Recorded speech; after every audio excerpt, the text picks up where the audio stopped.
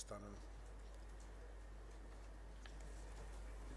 మొట్టమొదటిగా హోంశాఖకు సంబంధించి 393 పోస్టుల అప్గ్రేడేషన్ కోసం ప్రతిపాదన రాగా ఆర్థిక శాఖ 300 పోస్టులకి గ్రీన్ సిగ్నల్ ఇచ్చింది.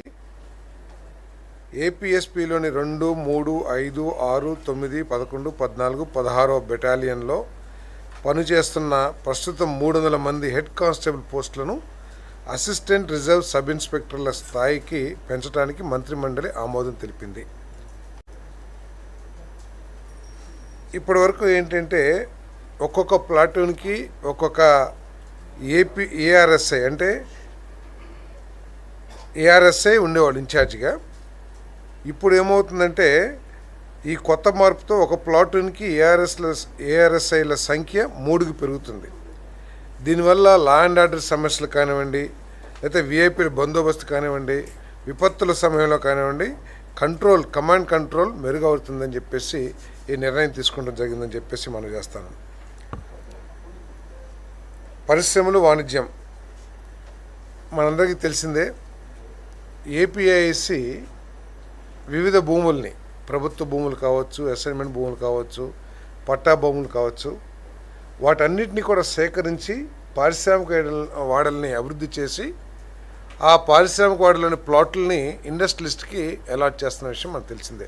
ధరకి ఏదో రేటు నిర్ణయించి చేస్తారు. పారిశ్రామిక ప్రాజెక్టులు సరైన సమయంలో అమలు జరగటానికి పారిశ్రామికవేత్తలు, బ్యాంకులు మరియు ఆర్థిక సంస్థల నుండి రుణ సహాయం సులభంగా పొందడానికి, రాష్ట్రంలో వ్యాపారం చేయడం మరింత సులువు చేయడానికి, పెట్టుబడులు వేగవంతం చేయడానికి మరియు ఉపాధి అవకాశాలు పెంచడానికి అవసరమైన చర్యలకు మంత్రిమండలి ఆమోదం తెలిపింది. ఇదేంటంటే అసైన్మెంట్ భూమి తీసుకుంటుంది, ల్యాండ్ ఎక్విజిషన్ తీసుకుంటుంది. గవర్నమెంటే కాబట్టి పట్టించుకోకపోవడం మూలంగా కానివ్వండి, లేకపోతే ఓవర్సైట్ కానివ్వండి, ఆ భూములు మాత్రం 22Aలోనే ఉండిపోతామని. అసైన్మెంట్ భూమిని ప్రైవేట్ వ్యక్తులు కొనకూడదు, కానీ గవర్నమెంట్ అవసరాల కోసం ఎప్పుడైనా తీసుకోవచ్చు. సో అటువంటి చాలా భూములు 22Aలో ఉండటం మూలంగా పారిశ్రామికవేత్తలు ఏపీఐసికి డబ్బులు చెల్లించేశారు, అగ్రిమెంట్ చేసుకున్నారు, సేల్ డీడ్ కూడా చేసేసుకున్నారు. కానీ మ్యూటేషన్కి వచ్చేసరికి ఇబ్బంది అవుతుంది. కాబట్టి దాదాపు 70,000 ఎకరాలని, 75,000 ఎకరాలు ఏదైతే 22Aలో ఉన్న ఏపీఐసికి సంబంధించిన ఆస్తులు, వాటన్నిటినీ కూడా 22A నుంచి తొలగించి మ్యూటేషన్ చేసుకుంటానికి అవకాశం కల్పిస్తానికి ఈ నిర్ణయం తీసుకుంటాం జరిగిందని చెప్పేసి మనం చేస్తాను. దీని ద్వారా ఏంటంటే వాళ్ళు వెంటనే ఎవరైతే భూములు, ప్లాట్లు, ఇండస్ట్రియల్ ప్లాట్లు అలాట్ చేశారో, ఎవరైతే భూమి విలువని పూర్తిగా చెల్లించి రిజిస్ట్రేషన్ చేసుకున్నారో వారు ఆ డాక్యుమెంట్స్ని బ్యాంకులో తమ అవసరాల కోసం, పరిశ్రమ అవసరాల కోసం లోన్స్ కానివ్వండి, వర్కింగ్ క్యాపిటల్ కానివ్వండి తీసుకుంటానికి ఇది సెక్యూరిటీగా పెట్టి తీసుకుంటానికి అవకాశం కలుగుతుంది. ఏపీఐసి ల్యాండ్స్ ఎవరైతే ఉన్నారో ఏపీఐసి ల్యాండ్స్ 75,000 ఎకరాలు ఉన్నాయి. అంటే ఇది ఇండస్ట్రియల్ ప్రోగ్రెస్ గురించి, స్పీడ్ ఆఫ్ డూయింగ్ బిజినెస్లో భాగంగా, అదేవిధంగా ఉపాధి కల్పన 20 లక్షల ఉద్యోగాలు ఏదైతే సాధించాలన్నదో, సో పారిశ్రామికవేత్తలకి వెసులుబాటు కాదు, ఆ చట్టపరంగా కూడా డబ్బులు కట్టిన తర్వాత దాన్ని మ్యూటేషన్ చేయకపోతాం కరెక్ట్ కాదు కదా, అందుకే ఇది వచ్చేసి.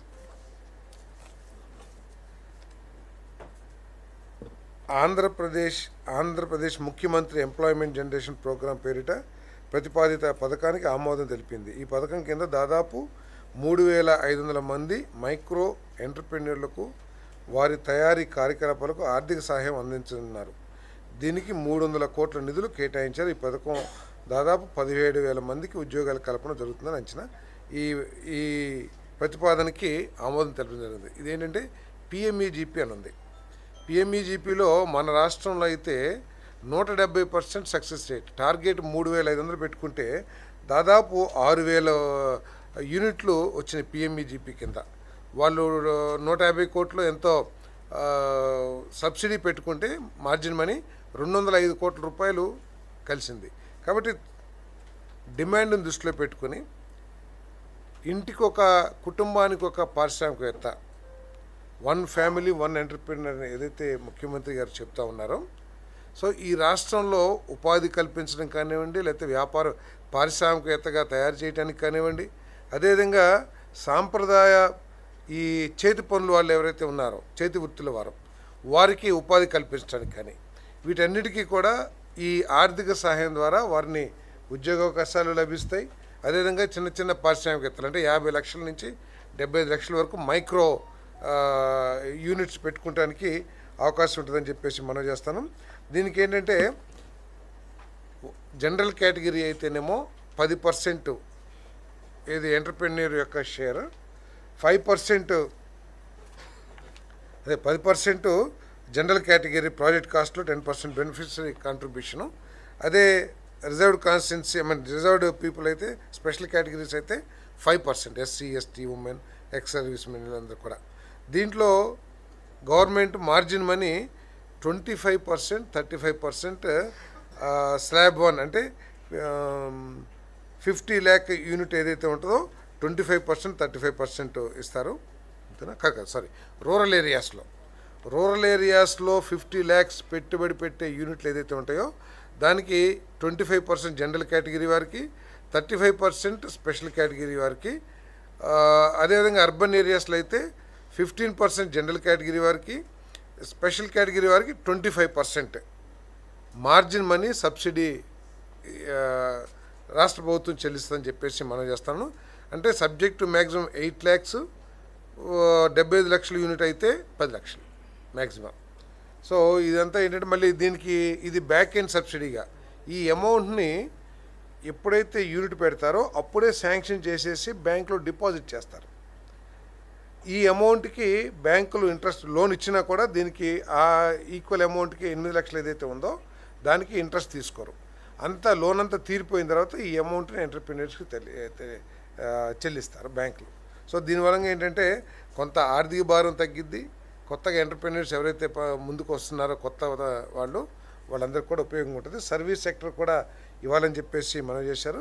యాక్చువల్గా ఈ ప్రాజెక్ట్కి సీఎం ఆంధ్రప్రదేశ్ ముఖ్యమంత్రి ఎంప్లాయ్మెంట్ జనరేషన్ ప్రోగ్రామ్ బదులు కంటే కూడా chief minister entrepreneur development project అని చెప్పేసి పేరు పెడితే బాగుంటుంది అనేది అభిప్రాయం వచ్చింది. దీని మీద ఇంకా చర్చించి తగు నిర్ణయం తీసుకుంటారు.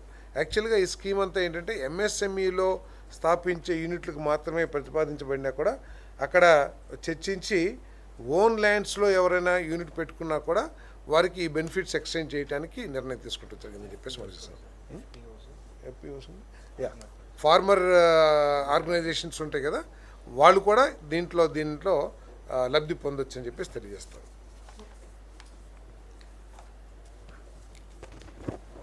అమరావతి ప్రభుత్వ కాంప్లెక్స్ పరిధిలో integrated Andhra Pradesh state secretariat and HOD కార్యాలయాల్లో high side electrical HVAC fire protection system, లిఫ్ట్లు, ఫైర్ అలారం మరియు పబ్లిక్ అడ్రస్ సిస్టమ్ మరియు ప్లంబింగ్ వర్క్ల MEP పనులకు 2316.8 కోట్లు మొత్తానికి రాష్ట్ర మంత్రి మండలి ఆమోదం తెలిపింది. GID towers 3 and